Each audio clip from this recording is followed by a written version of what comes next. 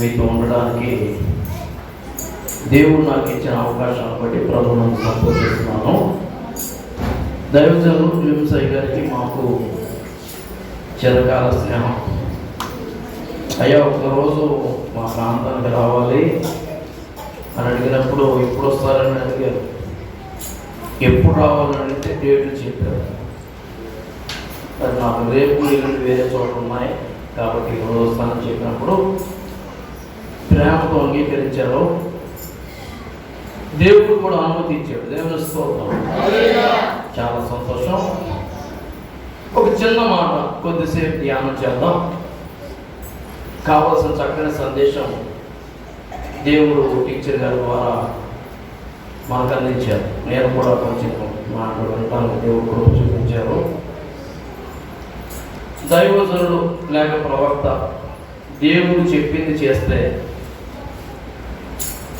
దేవుడు ఏ లోటు రానదు. దేవుని స్తోత్రం. సింహపు పిల్లలైనా లేవు గలవై ఆకలి ఉంటాయి, కానీ ఆయన ఆశ్రయించే వారికి ఏ పేరు దేవునికి మహిమ కలుగును గాక. ఒక్క మాట చదువుకుందాం. ఆదికాండము 26వ అధ్యాయము 12వ వచనం నేను చదువుతున్నాను, నాతో పాటు చెప్పండి ఈ మాటలు. ఆదికాండం 26:12 చదువుతున్నాను, నాతో చెప్పండి. ఇస్సాకు ఆ దేశమున్న వాడై విత్తనము వేసి ఆ సంవత్సరము 100 ఫలము పొందెను. ప్రార్థన. యేసయ్యా, ఈ శ్రమలో మరొక మారు మాతో మాట్లాడి మరింత లోతుకు నడిపించి మా అందరి పట్ల నీ చిత్తం నెరవేర్చి మహిమ పొందండి. మీ మాటలు వినగలిగే చెవులు, గ్రహించే మనసు, లోబడే హృదయం, వాక్యానుసారంగా జీవించే జీవితం, పరిశుద్ధ గ్రంథంలో ఆశ్చర్యకరమైన సంగతులు చూడగలిగే కన్నులు మా అందరికీ మీరు దయచేసి మహిమ పొందమని ప్రార్థిస్తున్నాం. ఈ స్థలానికి రావడానికి అవకాశం లేక రాలేకపోయినా దూరంగా ఉండి ఈ మాటలు వినడానికి ఆసక్తి చూపిస్తున్న బిడ్డలను సహితం దర్శించండి.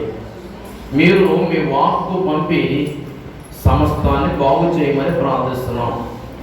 సమతా నగరం దీవించమని, ఈ సంఘాన్ని దీవించమని, దైవజనుల కుటుంబాన్ని దీవించమని, మరి ముఖ్యంగా మా అందరితో మీరు మాట్లాడమని యేసునామమున ప్రార్థిస్తున్నాం తండ్రి. ఆమేన్. దేవుని స్తోత్రం. ప్రభువునందు ప్రియ సహోదరి సహోదరులారా, మనం చదువుకున్న వాక్య భాగంలో చక్కని మాట కనబడుతుంది. ఇస్సాకు ఆ దేశమున్న వాడై విత్తనం వేసి ఆ సంవత్సరము 100 ఫలము పొందెను. దేవుని స్తోత్రం. సర్వసాధారణంగా ప్రతి ఒక్కరికి ఉండే ఆశ ఏంటంటే ఫలించాలి. ఆ ఫలం కూడా ఎంతంట 100 ఫలించాలనే ప్రతి ఒక్కరి ఆశ. ఒక కష్టం చేస్తున్న వ్యక్తి అయినా 100 సంపాదించాలని ఆశపడతాడు. చదువుకున్న బిడ్డలైనా చదువుకునే బిడ్డలైనా 100% ఉత్తీర్ణత మాస్టర్లు కోరుకుంటారు. చదువుకుని మంచిగా చదివే పిల్లలైతే అన్ని సబ్జెక్టులు పాస్ అవ్వాలి. అన్ని సబ్జెక్టుల్లో కనీసం 99 మార్కులు. కొంతమంది అయితే 100 కోసం కూడా ఎదురు చూసే కూడా ఉన్నారు. ఆల్రెడీ కాకినాడలో ఏళ్ళ నెహాంజలి 600 సంపాదించేసుకోవాలి. దేవుని స్తోత్రం. అలాంటి వాళ్ళ గురించి వింటుంటే చదువుకుంటే ఎలా అనిపిస్తుంది? మా పిల్లలు కూడా అలా ఉంటే బాగుంటుంది అనిపిస్తుంది కదా. బైబిల్ గ్రంథంలో మనం చూస్తే 100 ఫలాన్ని పొందిన ఒక భక్తుడు ఉన్నాడు. ఆ భక్తుడు ఎవరంట? ఇస్సాకు అంట. దేవుని స్తోత్రం. మరి టీచర్ గారు చాలా చక్కని మాటలు తెలియజేశారు. భయంకరమైన కరువు దినాలలో అందరికీ కరువు వచ్చింది, కానీ అయ్యగారికి మాత్రం కరువు రాలేదు. దేవుని స్తోత్రం.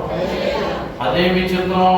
నిజమే, దేవుని మాట వినే ఏ వ్యక్తి ఇది లేదు అది లేదు అని అనలేడు. కారణం ఏంటంటే దావీదు అంటాడు, యెహోవా నా కాపరి, నాకు లేమి కలగదు.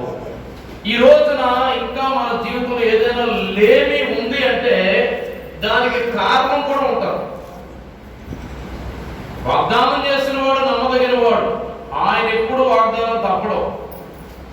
దాన్ని పొందుకోవడం మనకి చేతనై ఉండాలి. దేవుని స్తోత్రం.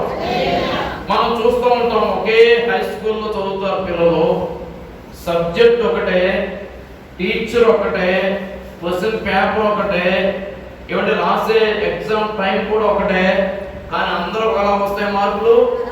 ఎందుకని? ఏమంటే మన పిల్లలకి మార్కులు రాలేదని వెళ్ళి గొడవ వేసుకుంటే ఎలా ఉంటుంది? అక్కడ మా మీద పడేసేది ఏదో ఆ పిల్లల్ని సరిగ్గా చదివితే బాగుంటుంది బాబు, ఎవరు రాసుకున్నందుకు వాళ్ళకి వస్తుంది, చేసుకున్న వాళ్ళకి చేసుకున్నంత మహదేవ్ అంటారే ఆ టైంలో ఎవరు ఎంత బాగా రాస్తే అలాగే మార్పులు వస్తాయి. దేవుని స్తోత్రం. దేవుడు పక్షపాతం లేనివాడు. యేసయ్య చెప్పాడు కదా, ఎవరు తెలుసా, ఆయనంట అందరికి ఉపకారే, ఆయన పక్షపాతం లేదు. తన సూర్యుని నీతిమంతుని మీద అనీతిమంతుని మీద కూడా ఒకే రకంగా ఉదయింపజేస్తున్నాడు. ముళ్ళ చెట్ల మీద పండ్ల చెట్ల మీద వర్షాన్ని ఒకే రకంగా కురిపిస్తున్నవాడు. ఏమంటే ఆయనకి పక్షపాతం లేదు. ముళ్ళ చెట్ల మీద వర్షం పడింది, అవి ఏం చేస్తున్నాయి? ముళ్ళే కాస్తున్నాయి. పండ్ల చెట్ల మీద వర్షం పడితే పండ్లు కాస్తున్నాయి. దేవుని స్తోత్రం. కాబట్టి నీ విశ్వాస జీవితం సరిగా ఉంటే ఖచ్చితంగా ఫలితం వస్తుంది అనే మాట చెప్పడానికి ఏ సందేహము లేదు. కనుక ఇక్కడ రాయబడిన మాటలో చూస్తే ఇస్సాకు 100 ఫలం పొందడానికి గల కారణాలు ఏంటి?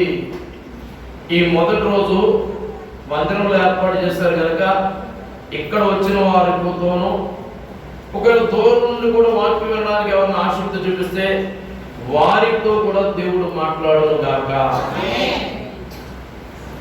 ఫలభరితమైన జీవితానికి పంచసూత్రాలు అనండి మాట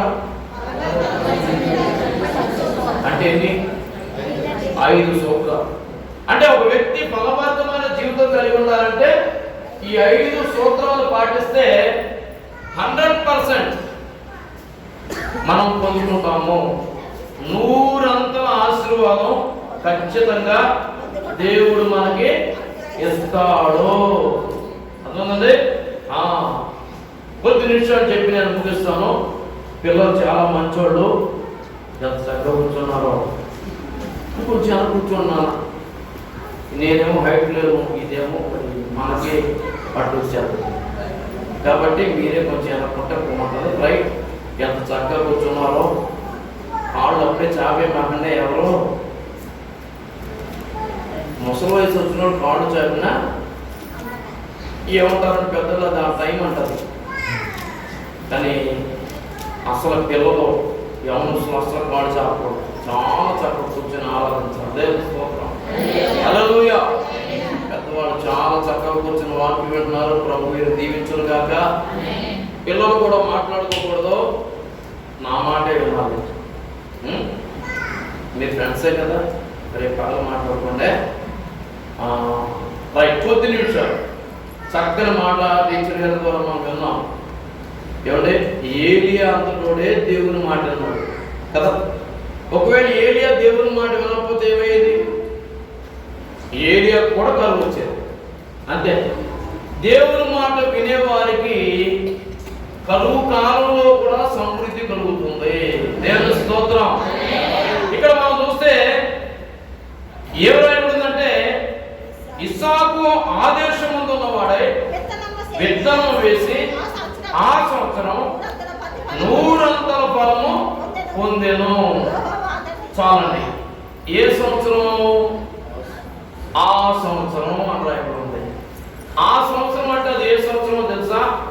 మనం 26వ అధ్యాయం మొదటి వచనం చదివితే అక్కడ రాయబడింది అది ఏ సంవత్సరం? అబ్రహాము దినములలో వచ్చిన మొదటి కరువు దాకా మరి ఒక కరువు ఆ దేశములో వచ్చాను. ఇప్పుడు చెప్పండి, అదే సంవత్సరం 2020 కరువు వచ్చిన సంవత్సరం అనండి. ఏ సంవత్సరం అది? అక్కడ కరువు వచ్చిన సంవత్సరం రాయడానికి ముందు ఇంకో మాట ఉపయోగించారు. ఏమనంటే అబ్రహాము దినములలో వచ్చిన మొదటి కరువు కాక. అంటే మొదటి కరువు ఎప్పుడు వచ్చింది? అబ్రహాము దినాల్లో వచ్చింది. ఆ అబ్రహాము దినాల్లో వచ్చిన మొదటి కరువు కాకుండానంట మరొక కరువు వచ్చిందంట. ఎవరి దినాల్లో? ఇస్సాకు దినాల్లో. ఇస్సాకు దినాల్లోనే వచ్చిందా? యాకోబు దినాల్లో రాలేదా కరువు? వచ్చింది. యోసేపు దినాల్లో కరువు రాలేదా? వచ్చింది. అంతెందుకు మన దినాల్లో కరువు వస్తుందా? రాలేదా? ఇప్పటికీ ఆల్రెడీ కరువులో సగం మునిగిలో ఉన్నారు. కరోనా వచ్చిన తర్వాత అండి అన్నిటికీ ఇబ్బంది అయిపోయిందండి. కొంతమంది ఉద్యోగాలు పోగొట్టుకున్నారు, కొంతమంది వ్యాపారాలు పోగొట్టుకున్నారు. ఏమిటి? చాలా నష్టం, చాలా నష్టం. ఆ దెబ్బ మళ్ళా కోరుకోవడం అంటే ఇంత అంత నేను అంటాను. ఇప్పటికైనా దేవుని మాట అంటే మనం పోగొట్టుకున్న దాన్ని తిరిగి ఇచ్చుటకు ఆయన సమర్థత గలవాడు. దేవుని స్తోత్రం. యోవేలు గ్రంథంలో అంటాడు కదా, మీ పంటను తినివేసి అనేక సంవత్సరముల పంట నేను మరలా మీకు ఇస్తాను అన్నాడు. దేవుని స్తోత్రం. అంటే కోల్పోయింది తిరిగి పొందుకునే అవకాశం ఉందా అంటే ఉంది. ఎక్కడంటే క్రీస్తు యేసునందు. దేవుని స్తోత్రం చెప్పండి. క్రీస్తు యేసును నీవు కలిగి ఉంటే నీవు కోల్పోయిన వాటిని కూడా ఆయన తిరిగి ఇచ్చుటకు సామర్థ్యత కలిగిన వాడు. దేవుని స్తోత్రం. ఏమేమి కోల్పోయామో అని చెప్పామంటే అది పెద్ద సబ్జెక్ట్లోకి వెళ్ళిపోతుంది కదా. ఆదాము హవ్వలు దేవుని మహిమను కోల్పోయారు. ఆ కోల్పోయిన మహిమను తిరిగి ఇవ్వడం కోసం కడపటి ఆదాంగా ప్రభువైన యేసుక్రీస్తు వారు వచ్చారు. ఎవరి మీ పాంప్లెట్ లో చక్కని మాట ముద్రించారు. ఏంటన్నమాట? యేసుక్రీస్తుని ఎరుగుటే నిత్య జీవము. దేవుని స్తోత్రం. ఎప్పుడు బ్రతికి ఉండవలసిన ఆదాము హవ్వలకి మరణం వచ్చిందండి. ఆల్రెడీ దేవుడు ముందే చెప్పాడు, ఆ పండు తినమున నీవు నిశ్చయముగా. కానీ ఆ మాట ఏమైనా ఎక్కింది వీళ్ళకి? మనకు కూడా ఇప్పుడు చూడండి, డాక్టర్ గారు ఏం జరుగుతుందంటే మన మనసు దాని మీదకే లాగుతుంది. విచిత్రమైన వ్యక్తులు ఎక్కువైపోయి మధ్య రోగుల్లో తెలివైన వాళ్ళు అనంటే రోగుల్లో తెలివైన వాళ్ళు ఎలాగంటే షుగర్ ఉంది తినకూడదు, తినకుండా ఎవరు తినేసి ఒక టాబ్లెట్ చదువుకుంటే వేసుకుందాం అంటే తెలివే కదా మరిది. తింటాం మాటలా డోస్ వెళ్తారంట. కనుక దేవుడు తినొద్దు అంటే ఎవరైతే సాధారణ మాట వీళ్ళకి బాగా నచ్చిందండి. కొంతమందికి అంటే ఖండితంగా చెప్పే బోధ ఎక్కదు. ఏమైనా పర్లేదు, ఎలాగైనా పర్లేదు, దేవుడు నేను దీవించేస్తాడంటే ఎంత బాగుంటుందంటే ఇక చాలా బాగుంటుంది. వీళ్ళు అపవాది మాటకు లోబడ్డారు కానీ తమను సృజించిన సృష్టికర్త మాటకు లోబడలేదు. అసలు మానవునికి కష్టాలు లేవు, మరణం లేదు. ఇంకో మాట చెప్పనా, చెమటే లేదండి. కానీ ఎన్ని ఎలా వచ్చినాయి? దేవుని మాట వినకపోవడం వల్ల స్వయంకృత అపరాధం అన్నమాట. కాబట్టి కోల్పోయినవన్నీ తిరిగి పొందుకోవడానికి ప్రభువే ఈ లోకానికి వచ్చాడు. ఆయన నరావతారికి వచ్చాడు. వాక్యమైన దేవుడు మానవునిగా కన్యమణి గర్భాన బెత్లెహేము గ్రామంలో జన్మించి మానవాళిని విమోచించడానికి, రక్షించడానికి పవిత్రమైన రక్తాన్ని కార్చి చనిపోయి సమాధి కలిసి తిరిగి లేచాడు. దేవుని స్తోత్రం. అయితే ఇక్కడ రాయబడిన మాట ఏంటో తెలుసండి, అబ్రహాము దినాల్లో వచ్చిన మొదటి కరువు కాక మరి ఒక కరువు ఆ దేశంలో వచ్చింది.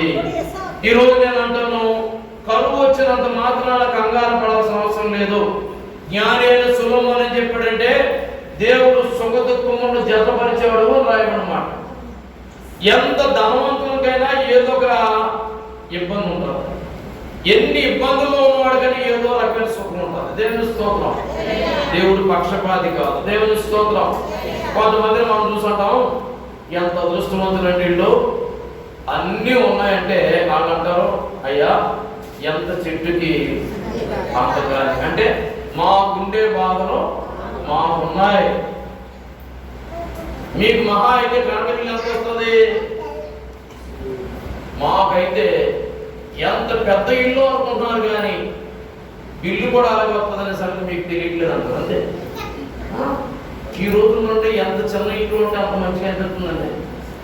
ఎందుకంటే ఈ బిల్లు కట్టలేక అమ్మో ఎన్ని బాగా అసలు నన్ను అడిగితే ఇల్లు చూడలేక మేడం గారు అడిగితే చెప్తారు, నా బాధ ఎంత మంచి ఇల్లు అనుకున్నా సరేనంటే ఇల్లు లేదు బాధపడతావా? ఇల్లు వచ్చి నాకేమో గొడవలేక బాధపడతాం. పోనీ ఏదో రకం చూసామంటే ఇల్లు కట్టలేక ఇక అన్ని ప్రతి దానికి ఖర్చే. కాబట్టి ఒక వ్యక్తితో వాళ్ళ స్నేహితులు ఉన్నారంట, ఒక 5 స్నేహితులు ఉన్నారంట. వాళ్ళు ఎప్పుడు పక్కపక్క నవ్వుతూ ఉంటారంట. వాడు చూసన్నారంటే ఇల్లు నలుగురు, అరే జీవితం అంటే నీకురా, ఎంత చక్కగా ఎంజాయ్ చేస్తున్నావురా, ఎంత మంచిగా నవ్వుకుంటున్నావు నువ్వు, లైఫ్ అంటే నీకురా అంటే ఆడన్నాడంట, ఏం చేయను మరి ఏడవలేక నవ్వుతున్నాను అన్నాడు. ఎందుకు నవ్వుతున్నాడు అంటే ఒరిజినల్ కాదు, అది నటన. చాలా మంది ఈ రోజుల్లో నిజమైన నవ్వు లేదు. 10 మందిలో నవ్వకపోతే బాగోదని నవ్వుతున్నారు అంతే, నిజంగా నవ్వు కాదు. ఏకాంతంలో ఎక్కువ ఏడ్చేవాళ్ళు చాలా మంది ఉన్నారు. పబ్లిక్ లో పగపగ నవ్వుతూ ఏకాంతంలో ఎక్కెక్కి ఏడ్చేవాళ్ళు చాలా మంది ఉన్నారు. ఒకవేళ అలాంటి వారిలో ఒక వ్యక్తివేమో ఈ రాత్రి దేవుడు నీతో మాట్లాడుతున్నాడు. ఎస్, ఆయనకి నీ కన్నీరు తెలుసు, ఆయనకి నీ హృదయం తెలుసు, ఆయనకు నీ హృదయంలో వ్యాధులు తెలుసు. నిన్ను చూసి అందరూ అదృష్టవంతురాలు అని అనుకుంటున్నారేమో కానీ నీకున్న ఇబ్బంది ఏంటో నీకు తప్ప ఇంకెవరు తెలుసు. కనుక ఈ రాత్రి నేను చెప్పే మాట ఏంటంటే, కరువు అనేది ప్రతి వ్యక్తి జీవితంలోనూ వస్తుంది అనే సంగతి మర్చిపోకూడదు. అదే సమయంలో కరువు నుండి తప్పించుకోవడానికి సరైన మార్గాన్ని దేవుడు ఇచ్చాడనే సంగతి మర్చిపోకూడదు. దేవుని స్తోత్రం. యేసయ్య చెప్పాడు, నేనే మార్గం అన్నాడు. దేవుని స్తోత్రం. అంటే నీ జీవితంలో దేవుని నుండి తప్పించుకోవాలన్నా యేసే మార్గం. దేవుని స్తోత్రం. సాధారణంగా మనుషులకు కలుగు శోధన తప్ప మరి ఏది కలగదు. దేవుడు నమ్మదగిన వాడు. ఎవరి శోధనతో పాటు తప్పించుకునే మార్గాన్ని కూడా దేవుడు ఏర్పాటు చేస్తాడు. దేవుని స్తోత్రం. కనుక అబ్రహాము దినాల్లో వచ్చిన మొదటి కరువు గాక మరొక కరువు ఆ దేశంలోకి వచ్చిందంట. అప్పుడు ఇస్సాకు గెరారులోనున్న ఫిలిష్తీయుల రాజైన అబీమెలెకునకు వెళ్ళెను. అక్కడ యెహోవా అతనికి ప్రత్యక్షమై, దేవుని స్తోత్రం, కెరీతు వాగు దగ్గర దేవుడు ఏలియాకు ప్రత్యక్షమై, కరువులో ప్రత్యక్షమైన దేవుడు ఇప్పుడు ఇస్సాకు కూడా ప్రత్యక్షమయ్యాడంట కరువులో. నిజంగానండి, అన్నీ ఉన్నప్పుడు అందరూ ఉంటారు, ఉన్నవన్నీ పోయినప్పుడు ఎవరు ఉండరు. ధనము నీకుంటే అందరూ వస్తారు, దరిద్రుడవైతే దరికెవ్వరున్నారు. ఎవరిని నమ్మినా ఫలితం లేదురా, యేసుని నమ్మితే మోక్షముందిరా, యేసుని నమ్మితే మోక్షముందిరా. ఎవరికి ఎవరు లోకంలో చివరికి యేసే పరలోకంలో, ఎవరికి ఎవరు. హల్లెలూయా. అన్నీ ఉన్నప్పుడు అందరూ ఉంటారు, ఉన్నవన్నీ పోయినప్పుడు ఎవరు ఉండరు. దేవుడు ఎంత మంచోడు తెలుసా, నీకేమున్నా లేకున్నా నీతో ఉండేవాడు ఆయన ఒకడే. దేవుని స్తోత్రం చెప్పండి. కష్టకాలంలో సైతం కనపడేవాడు దేవుడు ఒకడే. అందుకే చక్కని సామెతలో దిక్కు లేనివాడు కంట ఎవరు. అదేంటో వింత, అసలు అన్ని ఉన్నప్పుడు దేవుడు గుర్తురాడు మనకే. అన్ని దిక్కులు పోయినాక మిగిలిన దిక్కేంటి? ఎవరు అన్నారు తూర్పు తిరిగంట దండం పెట్టారు. నీతి సూర్యుడు, నేటి సూర్యుడు కాదు. సో దండం పెట్టాల్సింది ఎవరంటే నీతి సూర్యుడు. దేవుని స్తోత్రం చెప్పండి. హల్లెలూయా. అంటే సూర్యుని సైతం సృజించిన వాడు ఒకడు, ఆయన సృష్టికర్త, పంచభూతములను నిర్మించిన వాడు. కనుక ఆయనకు ప్రణామములు చెల్లించాలి, ఆయన ఎదురు సాగిలపడాలి, ఆయనకు నమస్కరించాలి, ఆయనను పూజించాలి, ఆయనను ఆరాధించాలి. ఇక్కడ చూస్తే కరువులో ఈ ఇస్సాకు గెరారులో ఉన్నాడు, ఆ రాజు దగ్గరికి వెళ్తానంట. ఇక్కడ ఏ రాయబడిందంటే యెహోవా అతనికి ప్రత్యక్షమాయెను. దేవుని స్తోత్రం. కరువులో ప్రత్యక్షమైన దేవుడు కొన్ని మాటలు తెలియజేశాడండి. ఆ మాటలు మనం నేర్చుకుంటే మనం కూడా కరువులో నుండి తప్పించుకునే మార్గం తెలుస్తుంది. ఏం చెప్పాడు ఆయన? నెంబర్ 1 చదవండి. నీవు ఐగుప్తులోనికి వెళ్ళక, చాలండి. మొదటి సూత్రం కష్టకాలంలో కరువులో ప్రత్యక్షమైన దేవుడు చెప్పిన తొలి మాట ఏంటంటే, ఇస్సాకు నువ్వు ఐగుప్తులోనికి వెళ్ళక అన్నాడు. దేవుని స్తోత్రం. ఎక్కడికి వెళ్ళకూడదంట? ఎందుకన్నాడు ఈ మాట? దేవుడు పనిగట్టుకుని ప్రత్యక్షమై ఎందుకు చెప్పాల్సి వచ్చింది ఈ మాట అని చూస్తే, అబ్రహాము దినాల్లో వచ్చిన మొదటి కరువులో ఇస్సాకు తండ్రి అబ్రహాము ఓ చిన్న పొరపాటు చేశాడు. ఆ కరువులో ఏంటా పొరపాటు?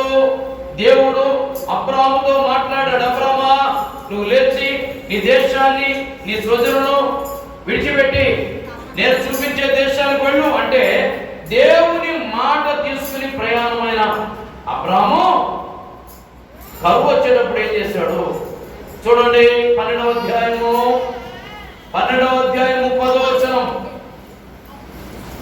అప్పుడు ఆ దేశంలో కరువు వచ్చెను, ఆ దేశంలో కరువు భారముగా ఉన్నందున అబ్రహాము ఐగుప్తులో ప్రవేశించుటకు చూడండి, ఐగుప్తులో నివసించుటకు అక్కడికి వెళ్ళాడు. అంటే దేవుడు ఎందుకు ఇస్సాకుకు ఈ మాట చెప్తున్నాడు అంటే, బాబు మీ నాన్నగారి రోజుల్లో కూడా కరువు వచ్చింది, మీ నాన్న పిలిచిన నా వైపు చూడకుండా, దర్శనమిచ్చిన నా వైపు చూడకుండా ఆయనకు తోచింది చేశాడు, తద్వారా నష్టపోయాడని చెప్పడానికి దేవుడు ప్రత్యక్షమయ్యాడు. దేవుడు ఎంత మంచోడో. ఇస్సాకు ప్రత్యక్షమవడంలో ప్రధాన కారణం చెప్పమంటారా? అబ్రహాములో ఉన్న లోపం ఆటోమేటిక్ గా అతను కుమారుడైన ఇస్సాకు కూడా వస్తుంది. తల్లిదండ్రులు ఏం చేశారో పిల్లలు కూడా అదే పని చేసే అవకాశాలు ఉంటాయా లేదా? కాబట్టి అబ్రహాముకు కరువు వచ్చినప్పుడు అబ్రహాము నాతో సంప్రదించకుండా, అడగకుండా, అనుమతి లేకుండా ఐగుప్తుకు వెళ్ళి ఏనాడు నష్టపోయాడో, ఇప్పుడు ఇస్సాకు కూడా అదే పని చేస్తాడని ఎరిగిన దేవుడు ఏమన్నాడంటే, నువ్వు ఐగుప్తుకు వెళ్ళొద్దు అన్నాడు. దేవుని స్తోత్రం. ఐగుప్తు ఈ లోకానికి సాదృశ్యంగా ఉందండి. దేనికి సాదృశ్యంగా ఉంది?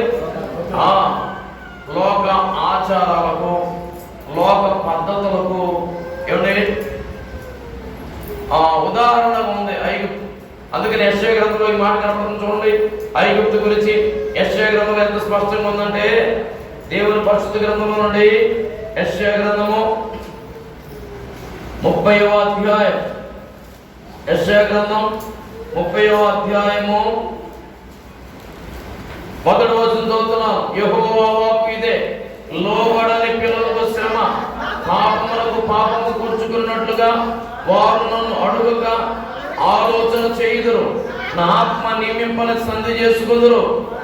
వారు నా నోటి మాట విచారణ చేయక ఫరో బలము చేత తమ్మును తాము బలపరచుకున్నట్టుకు ఐగుప్తు నీడను శరణుదొచ్చుటకు ఐగుప్తునకు ప్రయాణం చేయుదురు. ఫరో వలన కలుగు బలము మీకు అవమానకరమగును, ఐగుప్తు నీడను శరణుదొచ్చుట వలన సిగ్గు కలుగును అనే మాట ఇక్కడ మనం చదువుతున్నాం. అంతేకాదు 31వ అధ్యాయం 1వ వచనం, ఇశ్రాయేలు పరిశుద్ధ దేవుని లక్ష్య పెట్టగయు సహాయము నిమిత్తము ఐగుప్తుకు వెళ్ళుచు గుర్రములను ఆధారం చేసుకుని వారి రథములను విస్తారములనియు రౌతులు బలాఢ్యులనియు వారిని ఆశ్రయించు వారికి శ్రమ.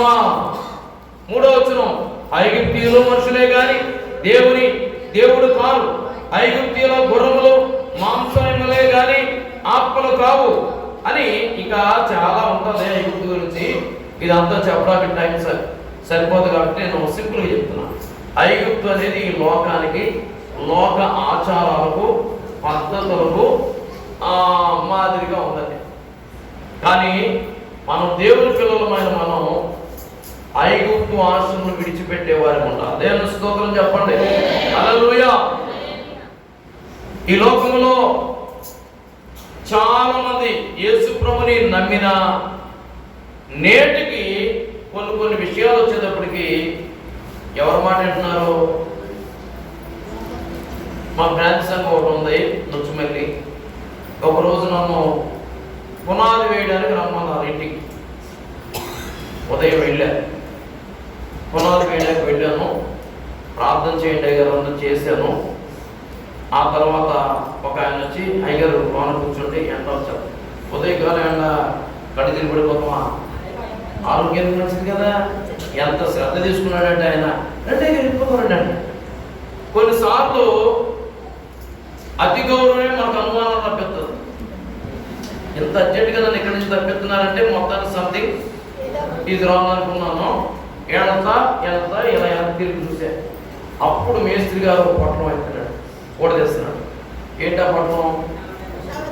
మీకు తెలుసు, వచ్చారా అంటే ఇది తెలియని వాళ్ళు ఎవరు ఉన్నారు? అందరికీ తెలుసు కదా. నవధాన్యాలు తీసి దాంట్లో పోసారు. తర్వాత ఆదివారం చర్చిలో చెప్పారు, మీరు ఎవరన్నా పునాదుల్లో మాత్రం నవధాన్యాలు పెరట్లో వేసుకోండి, ఉపయోగించుకోండి. పునాదుల్లో మీరు నవధాన్యాలు వేశారంటే మీ ఇంట్లో నవధాన్యాలకు సమాధి కట్టారు అని చెప్పారు. అవునంటారు కదంట. పునాదులు ఏం కట్టారు మీరు? అదే కాదు, అసలు సమాధి, నవధాన్యాల సమాధి ఇంకేం చదువుతుంది అక్కడ. ఇల్లు అంతా అంటే సౌఖ్యంగా ఉండాలి, సుభిక్షంగా ఉండాలి, వర్గల్లాలి అని అనుకుంటే అసలు అనుకునే నువ్వు 9 రకాల ధాన్యాలకు అక్కడ చావు పెట్టావు, విత్తనాలు సిమెంట్ వేసి కప్పావు, అది చచ్చిపోయినాయి అక్కడ. ఇంకేం కలిసి వస్తుంది? ఎవడు చెప్పాడో తెలియదు, ఎందుకు చేస్తానో తెలియదు. నేను అంటాను, నవధాన్యాలు చాలా మంచి, పునాదులు వేసుకోవడానికి కాదు, వాటిని ఎలా ఉపయోగించుకోవాలో అలా ఉపయోగించుకోవాలి. శుభమాని ఇల్లు కడతా, వాటిని చంపేస్తే ఇంకేమవుతుంది నీకు కలిసి అని చెప్పాను. దేవుని స్తోత్రం. నిజమేనండి. ఎందుకంటే కొంతమందికి బుర్రలో ఏం చేస్తున్నారు కూడా అలాగే ఎవరో చెప్పిన దాని ప్రకారం చేస్తారు. అలా చేయడం వల్ల నష్టమే తప్ప లాభమేమి ఉండదు అనే మాట నేను తెలియజేస్తున్నాను. ఏమంటే యేసు రక్తంలో కడగబడిన విశ్వాసులమైన మనం అలాంటి పద్ధతులను ఆచరించవచ్చా, అనుసరించవచ్చా? కొంతమంది శుభం కలగాలనుకుంటారు. శుభం కలగాలనుకున్న వారు ఏమంటే మంచి ఎదురు కోసం చూస్తూ ఉంటారు. ఇవన్నీ ఎవరి పద్ధతులు? అన్ని జనుల పద్ధతులు. ఐగుప్తు ఆశలనన్నీ విడచి రంగుగా యేసుని వెంబడించే. ఐగుప్తు ఆశలన్నీ విడచి రంగుగా యేసు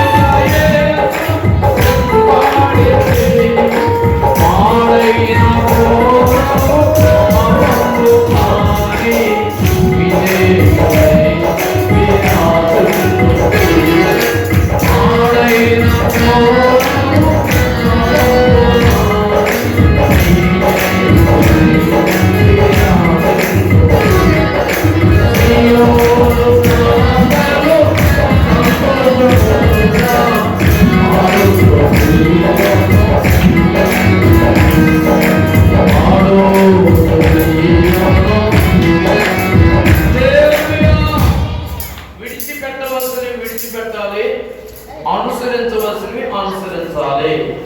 అర్థమైందండి? ఎవడే ఏలియాతో దేవుడు మాట్లాడినప్పుడు దేవుని మాటలు లోపడ్డాడు కదా. అసలు ఏలియా రాజు ముందుకు వెళ్ళి చెప్పడానికి గల కారణం ఏంటి? ఆ రాజు కానీ ఆ రాజ్యంలో ఉన్న ప్రజలు కానీ దేవునికి చోటు ఇవ్వలేదు. తద్వారా దేవుడు ఒకడు ఉన్నాడు, ఆయన సర్వశక్తిమంతుడు అని చెప్పడానికి ఈయన నడుము బిగించాడు. దేవుని స్తోత్రం. ఎవరి సన్నిధిలో నేను ఉన్నానో ఆ దేవుడు అని ధైర్యంగా చెప్పాడు. ఈ యొక్క 3.5 సంవత్సరాలలో వర్షం కానీ మంచు కానీ కురవదని ధైర్యంగా చెప్పేశాడు. భయంకరమైన కరువు వచ్చింది. అయితే ఏలియాకు మాత్రం సమృద్ధిని దేవుడు ఇచ్చాడు. అబ్బా, ఏవి తీసుకొచ్చి పెట్టి అంట, ఏవి తీసుకొచ్చి పెట్టి బాబు, ఏమి తీసుకొచ్చి పెట్టి చూసారా? తెచ్చినాయి ఏంటి కాదు, ఏం తెచ్చినాయి? అదే స్తోత్రం. రొట్టె ఫ్రెష్ దేవుని స్తోత్రం. ఫ్రిడ్జ్ లో పెట్టి కాదు, అప్పుడు అసలు ప్రభువు మీద నువ్వు ఆధారపడాలి. కానీ నీ ప్రతి అవసరం సమయంలో ఆయన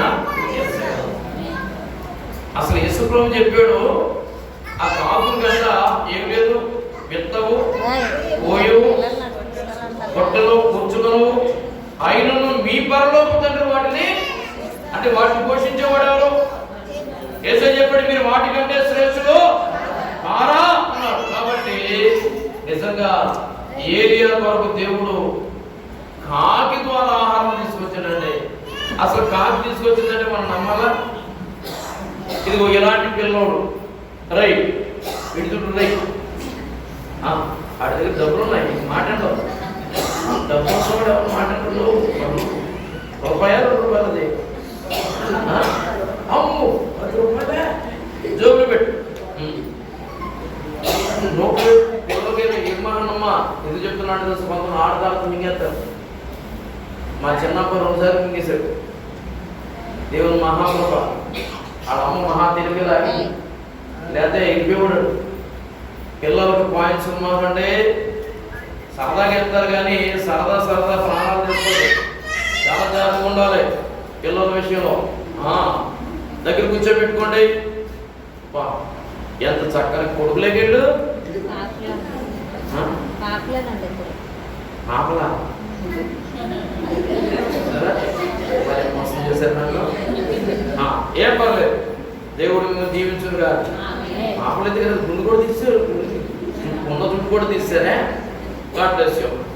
సరే కూర్చోండి, జాగ్రత్తగా ఉండండి. ఇప్పుడు ఏం చెప్తున్నానంటే, కాపులు సహితం దేవుని మాట. ఇంత చిన్న పిల్లలు ఏదో బిస్కెట్ తింటున్నారు అనుకోండి, జాగ్రత్తపడతాయా? ఎక్కడి నుంచి చూస్తాయో కూడా తెలియదు మనకి. అవి పాయింట్స్ కాబట్టి సరిపోయింది, ఇది రాత్రి కాబట్టి సరిపోయింది.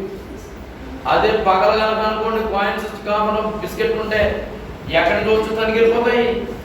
దయా దాక్షణ్యం లేని కానీ దేవుని మాట అంటే ఎత్తుకెళ్ళేది కూడా తీసుకొచ్చి పెడతారు. చప్పలు కూడా మనము దేవుని మాట వినాలే కానీ సృష్టిలో ఉన్న ప్రతి జీవరాశి మనం మాట వినాలి. 8వ కీర్తనలో మాట రాయబడుతుంది, సమస్తం మీద అధికారం దేవుడు మానవునికి ఇస్తే మానవుడు దేవుని మాట మీరి ఉన్న అధికారం కోల్పోయాడు. తద్వారా లోపులు వచ్చినట్టుగా మనం చూస్తున్నాం. ఈ రాత్రి 100 ఫలం మనం పొందాలంటే నెంబర్ 1 ఐగుప్తులోకి వెళ్ళొద్దు అని దేవుడు చెప్తున్నాడు. ఎక్కడికి వెళ్ళకూడదు? ఐగుప్తు అంటే ఏంటి? లోకము, లోక ఆశలు, వాటి పద్ధతులు, మార్గాలు, యేసు రక్తంలో కడగబడమను ఆ ఆచార వ్యవహారాలను పాటించకూడదు. వాక్యానుసారంగా జీవించాలి. కొంతమంది పెళ్లి మేమే చేయాలంట, కానీ ఎన్ని గంటలు చేయాలి ఎవరు చెప్తారంట? అంటే అయ్యగారికి అమ్మాయిలు టైం తెలియదండి, ఎప్పుడు చేయాలి అని. అంటే అచ్చ తెలుగులో మమ్మల్ని అనొచ్చు అనకూడదు అన్నమాట. యదవం చేసి మాకు తెలీదా? ఏ టైంలో పెళ్లి చేయాలో మాకు తెలీదా? మరి ఎవరు చెప్పాలి? వాళ్ళు కూడా చెప్పరు, మీరు అంతనే చెప్తారు. దేనిస్తావు నేను అంటాను, ఒకవేళ అనుకుంటాం కరెక్ట్గా వాళ్ళు చెప్పిన టయానికే జరిగిన ఎన్ని కుటుంబాలు సరిగా ఉన్నాయి. నాకు ఒకసారి బాధేస్తుందండి. ఏంటో తెలుసా? ఇంకా మారాని ఆరకముందే ప్రాణాలు పోతున్నాయి. అట్లా పెళ్ళికి వెళ్ళేటప్పుడు కొంతమంది, వెళ్ళిన తర్వాత ఇద్దరు జంటగా వస్తున్నప్పుడు కూడా యాక్సిడెంట్లో ఒకరు పోయి ఒకరు ఉండేవాళ్ళు, కొన్ని చోట్ల ఇద్దరు పోయినోళ్ళు. ఎంత బాధేస్తుంది తెలుసా? నాకు అప్పుడు అనిపిస్తుంది, ఏంటి అని ముహూర్తం కరెక్ట్గా లేదా, అలా అవ్వకూడదుగా, ఎందుకు అయింది అని బాధేస్తుంది. కనుక నేను చెప్పేది ఏంటంటే, అవసరంగా ఏది పడితే అది నమ్మమని, వాక్యాన్ని నమ్మ, దైవజనుడి మాటకు లోబడండి, దీవెనలన్నీ మీయే. దేవుని స్తోత్రం. నేను వచ్చేసాను, టీచర్ గారు ఆపేశారు, కానీ సారెపతి విధురాల గురించి కూడా దైవజనుడు చెప్పినట్టు చేసిందా కదా? అలా చేయకపోతే అదే చివరి రొట్టె వాళ్ళకి చచ్చేవాడు. కానీ ఆ చివరి రొట్టె దైవజనుడు చేతుల్లో పెడితే మొదటి రొట్టెగా మారింది.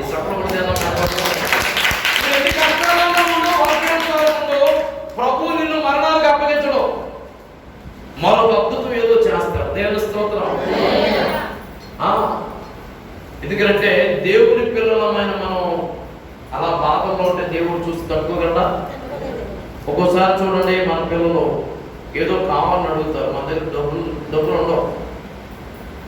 ఆ ఏడుపు తట్టుకోలేక బట్టి కొడు దగ్గరికి వెళ్ళి, బాబు ఇవి నాన్న రేపిస్తానే అని అవసరమైతే ఆడ బతుకున్న ఆడుకుని ఇస్తున్నాడు. ఎందుకని? పిల్లల కన్నీళ్లు చూసి తట్టుకోలేమా? సింహపు పిల్లలైనా కొదువ కలిగి ఆకలి కొని, సింహపు పిల్లలైనా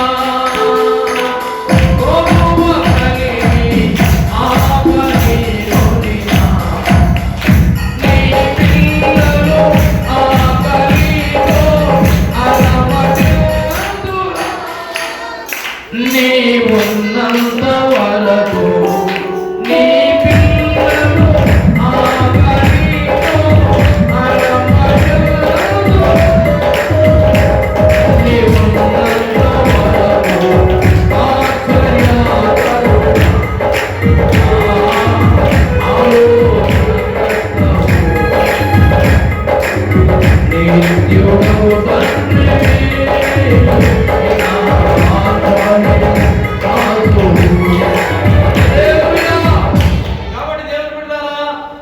మనం బాధపడాల్సిన అవసరం లేదు. మన భవిష్యత్తు తిరిగిన దేవుడు మనకున్నాడు. దేవుని స్తోత్రం. ఇస్సాకుకు ప్రత్యక్షమై చెప్పిన మొదటి మాట, నీవు ఐగుప్తులోనికి వెళ్ళొద్దు అన్నాడు. దేవుని స్తోత్రం. ఆదాముకి ఏం చెప్పాడు? పండు తినొద్దు అన్నాడు. దేవుని స్తోత్రం.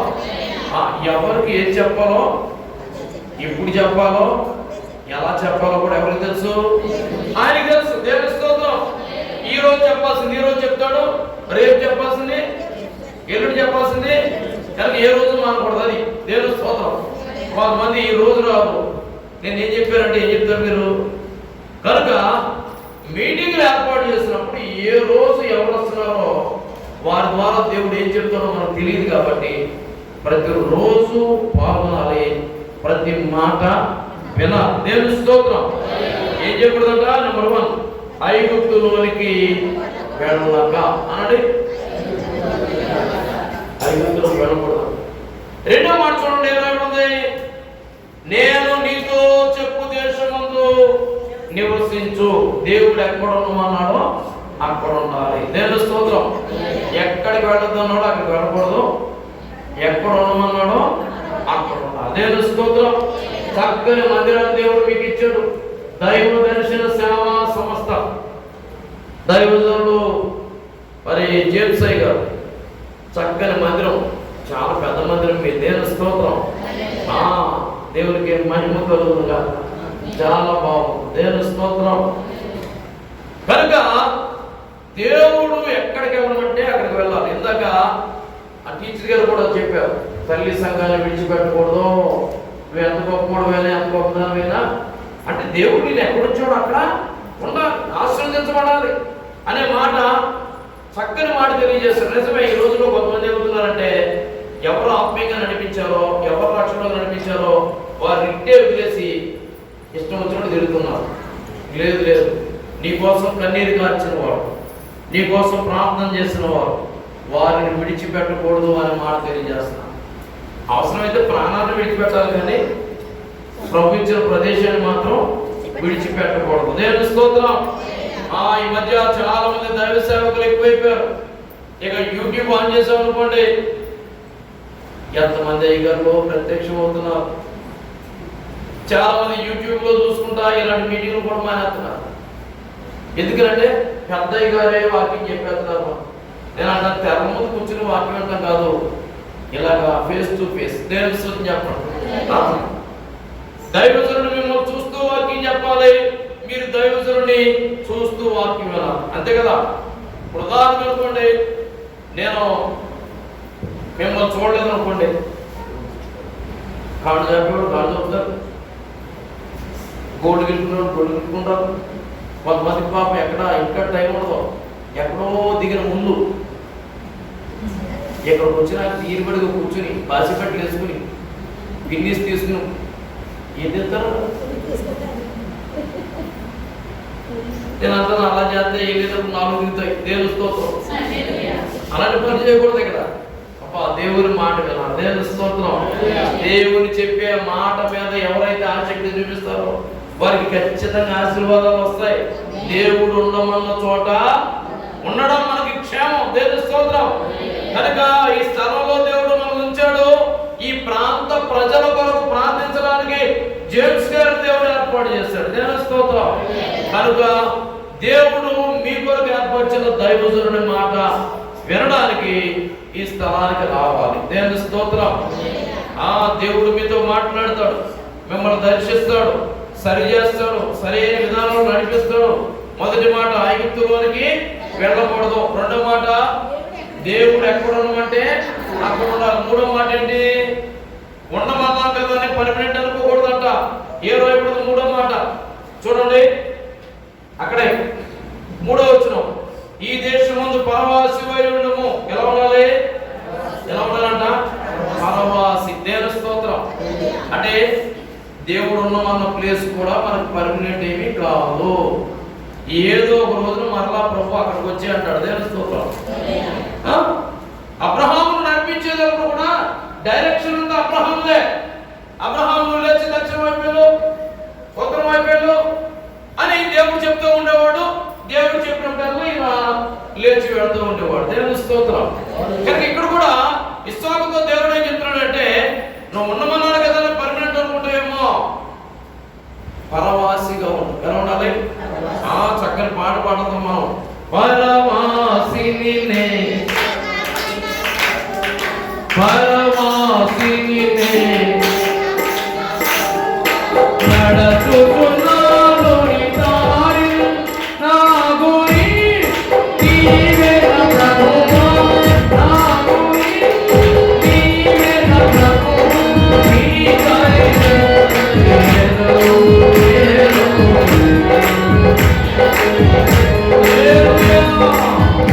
మనమంతా ఎవరు? పరవాసులు. ఇప్పుడు ఉన్నమన్నాడు ఉంటాం. ఎప్పుడైనా అక్కడ ఉన్నమంటే ఇవ్వాలా? లేదు ప్రభు అంటే కుదరదు. దేవుని స్తోత్రం. ఎంత ఎంత గనుడైనను స్థిరుడు కాదు అనేది గుర్తిస్తారు. అందుకేనేమో మనం బైబిల్ గ్రంథంలో చూస్తే అబ్రహాము పునాదులు గల పట్టణం కొరకు ఎదురు చూస్తూ ముందుకు సాగాడు.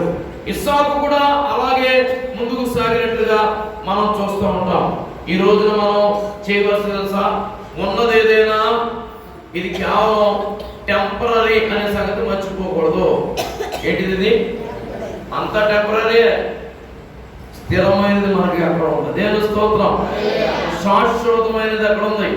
కనుక దాని మీద మనం దృష్టి పెట్టాలి. ఉదాహరణ చూడండి, ఇక్కడి నుంచి ఎవరైనా ఆ సౌదీ అరేబియా, కువైట్ వెళ్ళారు అనుకోండి, ఏం చేస్తారు? ఇక్కడి నుంచి వెళ్తారు అక్కడికి, అక్కడ కష్టపడతారు. ఎక్కడికి పంపిస్తారు? ఎక్కడికి? వాళ్ళ జన్మస్థలం ఏదైతే అక్కడికి పంపిస్తారు. ఇప్పుడు మనం పరవాసంగా ఉండాలంటే మనం కూడా ఏం చేయొచ్చు? ఇక్కడ కష్టపడాలి. ఎక్కడికి? మరి ఏం చేస్తున్నాం? అంతా ఇక్కడ ఏర్పాటు చేస్తున్నాం. ఇక్కడ బతకడాకే సరిపోవట్లేదు మనకు అంటున్నాం. అసలు నన్ను అడిగితే అక్కడ పంపించాలి మనం. దేవుని చెప్పండి. యేసే చెప్పాడు అన్నమాట, ఇదిగో మీరు భూమి మీద ధనాన్ని కూర్చుకోవద్దు. ఎందుకంటే చిమ్మెట్లు కొడతాయి అంటే కదంట, తుప్పు తినేస్తుంది, దొంగలు దొంగిలిస్తారు అని అన్నాడు ఆయన. ఇక్కడ దాయింది అన్నాడు. ఎక్కడ దాయమన్నాడు మరి? కొంతమంది తెలివైన వాళ్ళు ఏం చేస్తారంటే ఇంట్లో అసలు ఏం పెట్టుకోరండి. మొత్తం బ్యాంకులో అంత స్పెషల్ లాకర్ ఉంటుంది. ఆ లాకర్ ఏంటి, ఆ నెంబర్ ఏదో స్పెషల్గా ఉంటుంది. వాళ్ళు కనుక ఆ నెంబర్ చెప్పకుండా పోయినప్పుడు స్తోత్రం ఇంకెవరికి.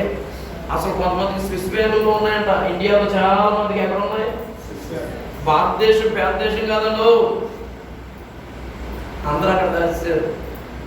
ధనవంతుడు మరీ ధనవంతుడు అయిపోతున్నాడు, పేదవాడు మరి పేదవాడు అయిపోతున్నాడు. ఎవరి పెట్టాలి అనే మనసు చాలా మందికి లేకుండా పోతుంది. యేసే చెప్పాడు, నిన్ను వల్లే నీ పొరుగు వారిని ప్రేమించు. దేవుని స్తోత్రం చెప్పండి. అసలు కనుక ఈ పని మనం చేయగలిగితేనండి మీరు పేదలనే వారే ఉండరు. దేవుని స్తోత్రం చెప్పండి. హల్లెలూయా. ఇంకో చిన్న మాట చెప్పి ముందుకు వెళ్తాను. ఇదివరకు నా చిన్నప్పుడు ఎవరికి ఫ్రిడ్జ్లు ఉండేవి కాదు, అవునా? అప్పుడు ఫోన్ చేసి మిగిలింది ఏం చేసేవారంటే, ఎవరన్నా వచ్చి అమ్మా ఆకలిస్తుందమ్మా అంటే ఏం చేసేవాడు? ఇప్పుడు ఫ్రిడ్జ్లో పెడుతున్నారు. ఒక ముద్ద కూడా ఎవరికి వెళ్ళేదా ఎలా తీరుబడికి వచ్చాడు అంటే ఎంత మిగిలిన ఎక్కడ ఫ్రిడ్జ్లో రెండో పూట మూడో పూట అంటే మళ్ళా తింటున్నారు. ఇలా ఫ్రిడ్జ్లో సరుకు తినడం వల్ల ఏదో ఒక రోజు మనం తీసుకెళ్ళి ఐసీయూలో పెడుతున్నారు. అంత కూలింగ్లో అయితేనే తట్టుకుంటారని అక్కడ పెడుతున్నారు.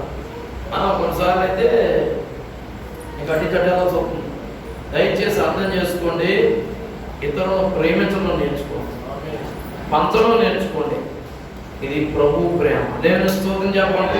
హల్లెలూయా. యేసు నా రక్షకుడు అని చెప్పుకోవడం కాదు, యేసు ప్రభు చేసినట్టు మనం చేయడానికి ప్రయత్నం చేయాలి. దేవుని స్తోత్రం చెప్పండి. హల్లెలూయా. ఇది ఏంటంటే పరమాసిగా ఉన్నంతే, టెంపరీ. పర్మనెంట్ మాకు అక్కడ ఉంది అనే సంగతి మర్చిపోకూడదు. ప్రజలందరికీ ప్రభువుని ఎరగకపోయినా వాళ్ళందరికీ బాగా పరిచయం ఒక పాట ఉంది తెలుసా మీకు? ఒక రోజునంట జనసమూహం వెళ్తున్నారంట, బాగా ట్రాఫిక్ జామ్ అయిపోయిందంట. ట్రాఫిక్ జామ్ అయితే అప్పటికప్పుడే ఎవరో ఇన్స్పెక్టర్ వచ్చి ట్రాఫిక్ క్లియర్ చేసినట్టు అనిపించిందంట. తీరా చూస్తే ఎవరు లేరు. మరి ఎలాగా అంటే ఏం లేదు, మాట ప్రభావం. ఏం పడది? పరదేశులమో. కొంతమందికి ఈ పాట పాడి ఉంటే నిద్ర పడదు. ఎందుకంటే ఈ పాట ఎప్పుడు పడితే ఎప్పుడు పాడేది? ఎప్పుడు పాడాలి? ఇంకెప్పుడు పాడదు కదా. అదేంటో మనకు అప్పుడే పాడతాం, ఇంకెప్పుడు పాడం. ఏమంటే ఎనీ టైం పాడచ్చు. మనం అయితే అందరికి అంత సమయం ఉంటుంది. దేవుని స్తోత్రం. కాబట్టి పాట వినగానేనంట విన్నవాళ్ళు ఓహో పాట ఎలబడిందంటే వెనకాల పాడి కూడా అవుతుందని ఎవరి నుంచి వచ్చి కూడా అక్కడ ఎవరికాడే సొంతంలో ఎత్తుకుని వెళ్ళిపోయారంట. నిజమే, ట్రాఫిక్ జామ్ అయినప్పుడు పాట పాడుతూ ఉంటుంది మధ్య. దేవుని స్తోత్రం. పాట సంగతి తెలిసినోడు ఎవడం ఆ పాటలు ఎదుర్కొని ధైర్యం వచ్చే దమ్ము ఎవడికి లేదంటే. అంటే అంటే కొంతమందికి ఎంత భయం అంటే ఎంతో భయం. ఒకటి, ఐగుప్తులో వెళ్ళొద్దు. 2, ఉండమన్న చోట ఉండు. 3, దేవుడు ఉండమన్నట్టుగా ఉండు. ఎలా ఉండాలి? పరదేశిగా ఉండు అని చెప్పాడు. పరవాసిగా ఉండు.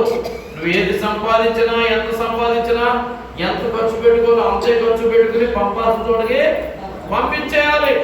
శాశ్వత రాజ్యానికి నీకు దేవుడు ఇచ్చిన దాన్ని ఉపయోగించాలి. దేవుని స్తోత్రం చెప్పండి. హల్లెలూయా. ఆత్మల సంపాదనకు ఖర్చు పెట్టే వ్యక్తులు ఉండాలి. ఈ రోజున నేను చెప్తున్నాను, మనం పరిచయం చేయడానికి ఎక్కడి నుంచో మనకు రావట్లేదండి. మనకున్నదాన్ని ఖర్చు పెడితే చాలు, బలమైన పరిచయం జరుగుతుంది. దేవుని స్తోత్రం చెప్పండి. ఎవరో ఇవ్వక్కర్లేదు, నీకున్నదే ఖర్చు పెట్టి చాలు. దేవుడు గొప్ప కార్యము చేస్తాడా లేదా? ఏలియా కోసం ఎక్కడ తెచ్చిందామే? పట్టెడు పిండి, గుడిలో కొంచెం నూనె, అంతే. ఆ చివరి అప్పం కానీ అదే మొదటి అప్పంగా దేవుడు మార్చి వేశాడు. ఆయనకు అసాధ్యమైతే లేదే లేదు. 4వ మాట వెళ్ళిపోతున్నాం. 4వది ఏంటి? చదవండి. అక్కడ కంటిన్యూషన్ ఏమన్నా అక్కడ, నేను నీకు తోడైంది నిన్ను, అంటే 1 ఐగుప్తులో పెట్టకుండా ఉండాలి, 2 దేవుడు రుణమానం చోటు ఉండాలి, 3 పరవాసిగా ఉండాలి, 4 దేవుని తోడు కలిగి ఉండాలి. ఎవరి తోడు కావాలి? కొంతమందికి ఎవరు లేనప్పుడు దేవుడు నువ్వే నాకు తోడు అంట. ఎవరన్నా కాస్త పరిచయం అయితే దేవుడు వదిలేస్తారు. అవునండి. అధికారాల కోసం లేకపోతే గౌరవాల కోసం పెద్ద పెద్దలతో పరిచయం అయితే కొంతమంది ఆదివారం మందిరాన్ని కూడా వదిలేసి కూడా ఉన్నారు. ఫంక్షన్లను లేకపోతే ఎక్కడెక్కడ పిక్నిక్లను తిరిగేవాళ్ళు కూడా ఉన్నారు. నేను అంటాను, దేవుని తోడు కలిగి ఉండాలి. దేవుని తోడు లేకుండా మనం బ్రతకడం చాలా కష్టం. నీవుంటే నాకు చాలు యేసయ్యా, నీ వెంటనే ఉంటా యేసయ్యా, నీ మాట చాలయ్యా, నీ చూపు చాలయ్యా, నీ తోడు చాలయ్యా, నీ నీడ చాలయ్యా, నీవుంటే నాకు నీ వెంటనే. దేవుని తోడు మనం కలిగి ఉండాలంటే దేవుని స్తోత్రం. కనుక 1 ఐగుప్తులోకి వెళ్ళొద్దు, 2 దేవుడు ఉన్న మన చోట ఉండు, 3 పరవాసిగా ఉండు, 4 ఉన్న చోటే ఎవరిని తోడు కలిగి ఉండాలి? దేవుని తోడు ఉండాలి. చివరి మాట చెప్పి ముగిస్తా. ఏంటది? ఇప్పుడు రండి. ఇంత మనం చదువుకున్న చోట ఏమనబడింది? ఇస్సాకు ఆదేశం ఉన్నవాడై విత్తనము వేసి ఆ సంవత్సరము 100 ఫలము.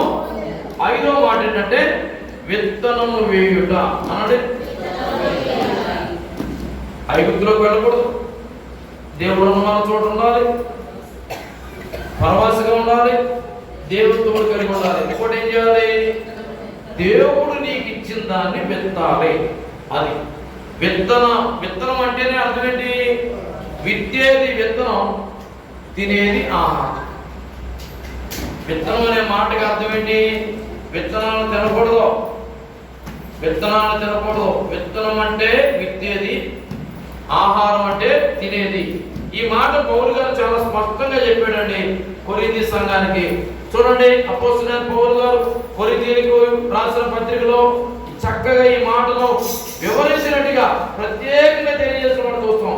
2వ పత్రిక, కొరింథీయులకు రాసిన 2వ పత్రిక 9వ అధ్యాయము 10వ వచనం. విత్తువానికి విత్తనమును, తినుటకు ఆహారమును దయచేయు దేవుడు మీకు విత్తనము దయచేసి విస్తరింపజేసి మీరు ప్రతి విషయంలో పూర్ణాధార్య వాక్యవంతులు గలవారున్నట్లు మీ ఫలములను వృద్ధి పొందించును. అంటే విత్తే వాళ్ళకి దేవుడు విత్తనం ఇస్తాడంట, తినడానికి ఆహారం కూడా ఇస్తాడు. జాగ్రత్త చూడండి. ఇప్పుడు ప్రస్తుతం మంచి సీజన్లో ఉన్నాం. మామిడికాయ కదా, మామిడికాయ ఎంత బాగున్నా తెంపుతుందా లేదు? తెగుతాగానే ఏం చేయాలి? తీసేయాలి. దేవుడు ఎంత మంచివాడు అంటే వీళ్ళు రుచి మరిగారంటే విత్తనాలు కూడా ఆకు తినేస్తారని ఆయనే కాపాడుకోవడానికి సీల్డ్ పెట్టాడు దాని మీద. లేకపోతే దాన్ని కూడా తగ్గేస్తాం మనం. దేవుడు ఇది విత్తనం రాబాబు తినాల్సింది అయిపోయింది, తగలంగానే ఏం చేయాలి? విత్తనం అని మనకు అర్థమయ్యేటట్టు దేవుడు చక్కగా చేశాడు. తినాల్సినంత తినాలి, విత్తాల్సింది విత్తాలి. దేవుని స్తోత్రం. ఒక అడవిలోనంట ఒక ముసలాయన, రేపు మాపు ప్రాణం పోయేటట్టు ఉందంట. ఆయన ఒక 7 మామిడికాయ టెంకలు నాటుతున్నాడంట భూమిలో. ఆ దేశాన్ని వెళ్తున్న రాజు వెనకాల వచ్చాడు గుర్రం మీద. ముసలోడు ఏం చేస్తున్నాడో చూస్తే ఏం చేస్తాడు? ఈయన కష్టపడిపోతున్నాడు. నాటంగా నాటడం చూసి రాజుగారు అనుకున్నారంటే ఏంటి ముసలోడు చేతకున్నా ఏంటి, రేపు మాకు చచ్చిపోయేట్టున్నాడు, టెక్కులు నాడుతున్నాడు అని అన్నాడంట. ఏమయ్యా ముసలయ్యా అంటే, ఇప్పుడు నువ్వు పెడుతున్న టెంకలు మొక్కలు రావాలి, కాయలు కాయాలి, పండ్లు అవ్వాలి, ఒక్కదాకా బతుకుందామని అన్నాడంట. అప్పుడు ఆయన అన్నాడంట, లేదు మహారాజా, నన్ను తమరు అపార్థం చేసుకున్నారు. ఎవరో నాటిన ఆ విత్తనాలు నేటికి కాయలు కాస్తే పండ్లు అయితే నేను తిన్నాను, చాలా బాగున్నాయి మహారాజా టేస్ట్. నేను ఉంటానో లేనో కానీ నేను విత్తిపోతే అవి మాత్రం ఉంటాయి. తర్వాత తరానికి నేనుండి చెప్పలేదు టేస్ట్ గురించి. నేను విత్తనం నేర్చుకుంటే అవే పెరుగుతాయి. ఆ తర్వాత నేను ఉన్నా లేకున్నా తర్వాత తరం తింటారయ్యా అన్నాడంట.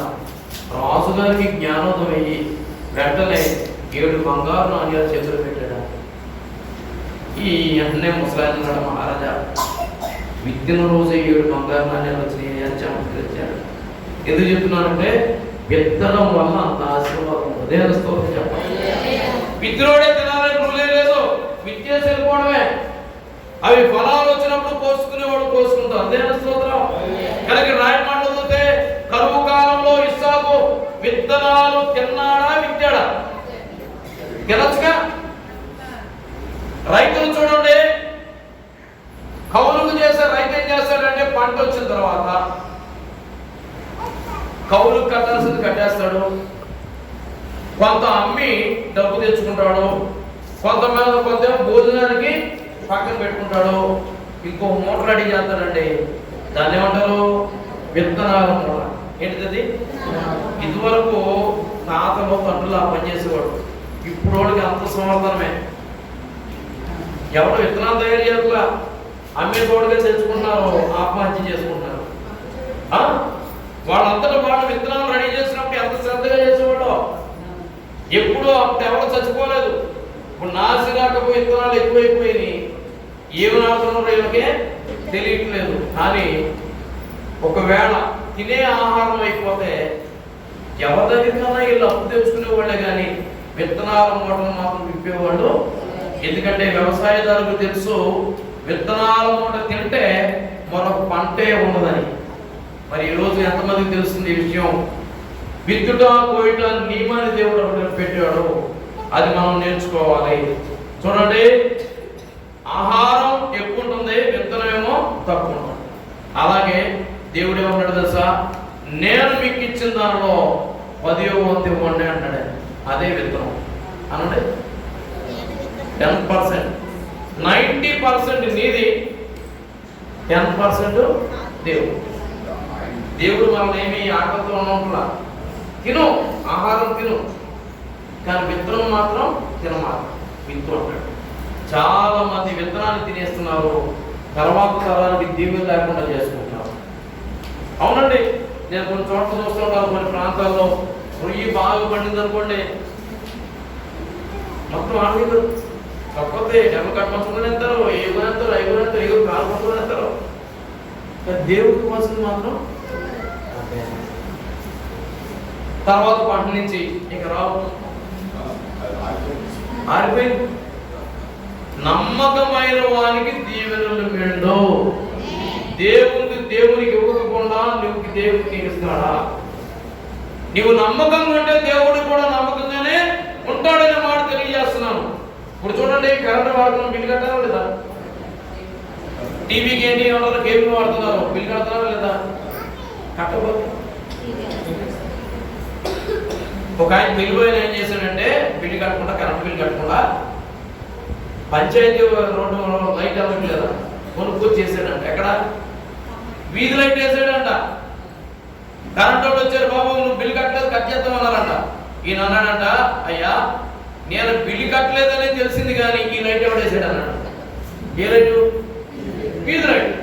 ఆడన్నారంట, ఎవరు వేశారు? నేనే. అయితే ఆ వీధిలో ఉండే ఇంట్లో లైట్ కట్ చేశారు. ఎక్కడుండు? వీధి లైట్ వేసుకున్నాగా వీధిలో ఉండు. ఇంట్లో కట్టాల్సిన ఫీజు కట్టలేదు కాబట్టి పీకేస్తున్నాం అన్నారంట. అవును, చాలా మంది బతుకులు వీధి అయిపోవడం కారణం తెలుసా? దేవుంది ఎక్కడ వాళ్ళో తెలియట్లేదండి చాలా మంది. దేవుంది నమ్మకంగా దేవుని మందిరానికి తీసుకొచ్చేవారు. కొంతమందికి చాలా మంది దైవ సేవకులు పరిచయం అవుతారు, వాళ్ళకి ముక్కలు చేసి పనిచేస్తూ ఉంటారు. అది వాక్యానుసారం కాదు. ఏంటి క్రమం అంటే, నువ్వు ఏ మందిరానికి వెళ్తున్నావో ఆ సంఘానికి నువ్వు ప్రభు ఇచ్చిన దాన్ని ఇవ్వాలి తప్ప, ఏమంటే నాకు అందరూ పరిచయం కదని పలహారం పంచినట్టు పనిచేసామనుకోండి, అది ఆశీర్వాదం కానీ కాదు. నువ్వు దేవునికి ఇచ్చి నాకు పంచుకో, నువ్వు మొత్తం పంచుకో, ఎవడొచ్చాడు. కానీ దేవుని తీసి పంచడానికి నువ్వెవరో, నీకెవడిచ్చాడు అధికారం? కాబట్టి దేవుని సొమ్ము మీద చేయడానికి మనం యోగ్యులం కానే. దేవునికి ఇవ్వాలనే మాట తెలియజేస్తున్నాం. చాలా మంది అలా చేయకపోవడం వల్ల ఉన్నవి కూడా కోల్పోతున్న వారు చాలా మందిని నేను చూశాను. ఈ రాత్రి చెప్తున్న మాట, నువ్వు నూరంతల ఆశీర్వాదం పొందాలంటే నెంబర్ 1, ఐగుప్తు ఆచార వ్యవహారాన్ని విడిచిపెట్టాలి. వెళ్ళదు, ఐగుప్తులు వెళ్ళదు. 2, దేవుడు ఉన్నమన్న చోట ఉండాలి. 3, పరవాసిగా ఉండాలి. 4, దేవుని తోడు కలిగి ఉండాలి. 5, దేవుడు నీకు ఇచ్చిన దానిలో తినాల్సింది తిను, విత్తాల్సింది విను. ఎంత కరువు వచ్చినా విత్తనాల జోలికి మాత్రం వెళ్ళవాలి. కాబట్టి అక్కడ తీసుకో, చేయవద్దు. అంతేగాని దేవుడు బాబు మన కరువు వచ్చినప్పుడు సాధారణంగా ఏం చూపుతాడు? మనకి దశభాగం వాడేసుకుని ఇది అది వచ్చే నెలలో ఇచ్చేద్దాం. ఇంకా అది లేదు, ఇక వచ్చే నెలలో కూడా లేదు. ఇక దేవునికి ఎప్పుడప్పుడు ఇచ్చేయాలంటే నువ్వు దాయడం వల్ల నీకు శాపం. అలాగే గ్రంథంలో మాట రాయబడింది, ఏమంటే మనుషులు దేవుని యొక్క దొంగిలిస్తున్నారు, అందుకే మీరు శాపగ్రస్తులయ్యారు. ఈ రోజు చిన్న మాట చెప్పి ముగిస్తున్నాను. యేసు రక్తంలో కడగబడి కూడా ఇంకా దారిద్ర్యాన్ని ఎవరైనా అనుభవిస్తున్నారంటే దానికి మూల కారణం వాక్యానుసారంగా బ్రతకకపోవడం వల్ల. నేల నుండి దరిద్రులు లేవనెత్తి ప్రజల ప్రధానతో కూర్చోబెట్టే దేవుడు ఎందుకు నిన్ను ఒక ఉన్నత స్థానాన్ని తీసుకెళ్తున్నాడంటే నువ్వు లోబడితే కదా, వాక్యానుసారంగా జీవిస్తే కదా. ఏలియా అంతటోడే దేవుని మాట విన్నాడు. ఏలియా చెప్పగా సారెపతి గ్రామంలో ఉన్న విధవరాలు వింది. ఈ రాత్రి నేను అంటాను, నీవు గనక దేవుని మాట వింటే నీకే లోపు రాదు. నీ ప్రతి అవసరం దేవుడే తీరుస్తాడు. మరి టీచర్ గారి ద్వారా దేవుడు ఆ మాటలు తెలియజేశాడు. దేవుని మాట వినడం నేర్చుకుందాం. దేవుడు దేనిని కొత్త చేయడు, ఖచ్చితంగా మనకు కావాల్సిన ఇస్తాడు. కనుక మనం బిగించామా ఆయన బిగిస్తాడు. ఒక తాతగారు ఉన్నారట, మార్కెట్కి వెళ్ళాడంట. వస్తా మనోడు గుర్తొచ్చి ఒక ప్యాకెట్ తెచ్చాడంట. ప్యాకెట్ తెచ్చి పొట్టలు తీసుకొచ్చి మనోడికి ఇచ్చాడంట. ఆ మనోడు ఓడ తీసుకుని తినకపోతుంటే సిగ్గు లేకుండా మనం చేయాలి అడిగాడంట.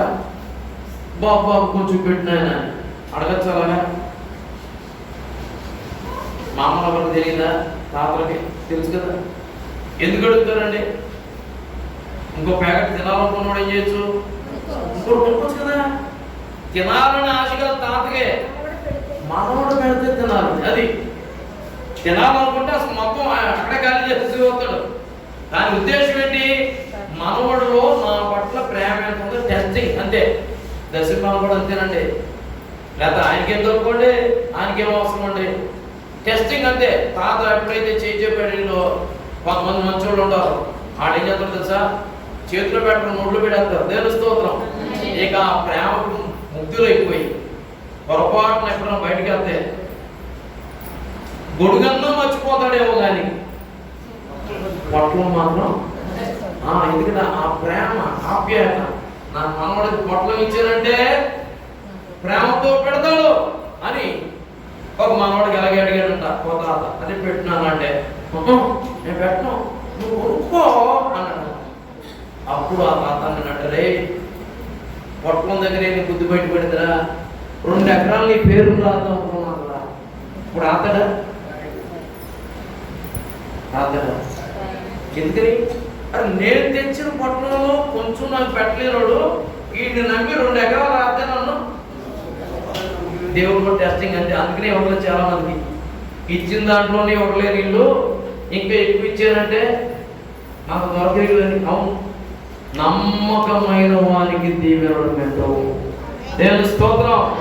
కనుక నమ్మండి, వాక్యానుసారంగా జీవించండి. 100 ఫలం. ఎంత?